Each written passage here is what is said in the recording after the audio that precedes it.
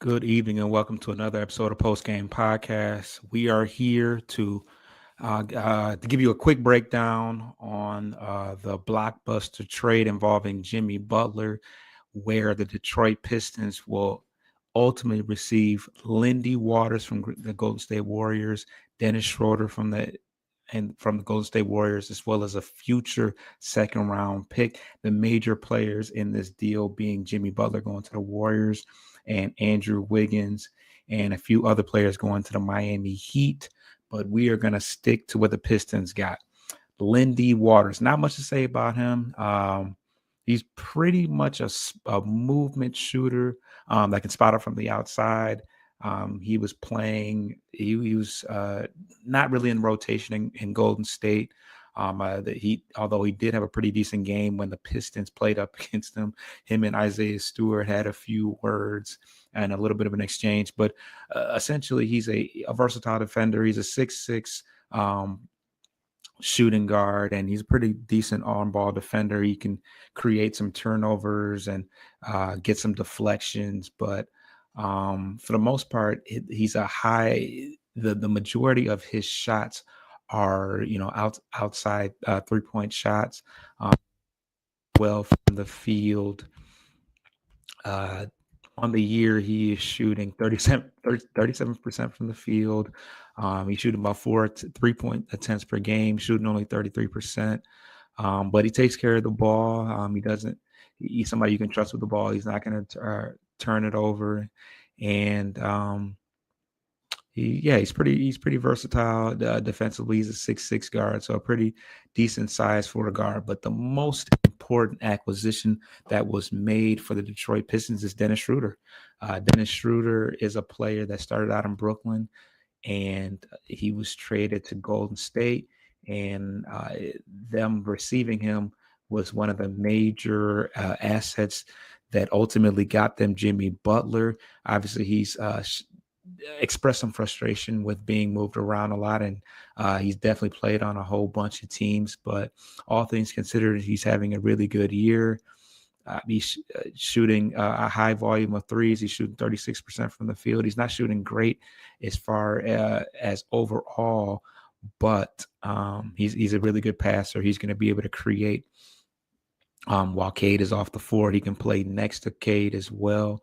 But he's going to be able to create opportunities. He's going to break the defense down with his crafty ball handling, and he's kind of exactly what the doctor ordered for us. He's averaging 14 points this game, 14 points this year, 5.5 assists. He's shooting 84% from the free throw line. So, we got guys that can score the basketball on the second unit. We just don't really have anybody that can create.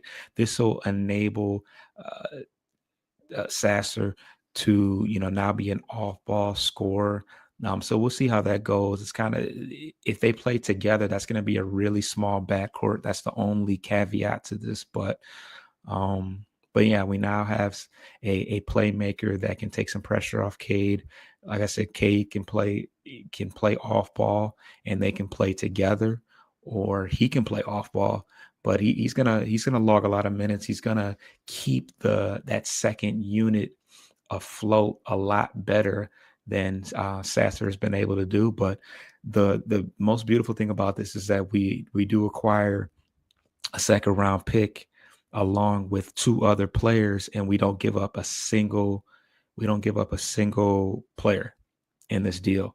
All we did was take in assets and absorb contracts.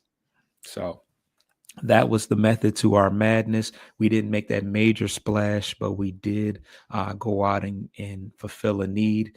We'll see if Ivy's able to make it back. But in the meantime, we have a veteran point guard. He's been in the league for 12 years, and he's still playing at a high level. He's not shooting very efficiently overall from the field, but we really don't need him to do that. We need him to create for others. He's a good pick and roll guy. He's gonna be able to. We're gonna see what he can do with a Jalen Duren and a Sar Thompson or Ron Holland.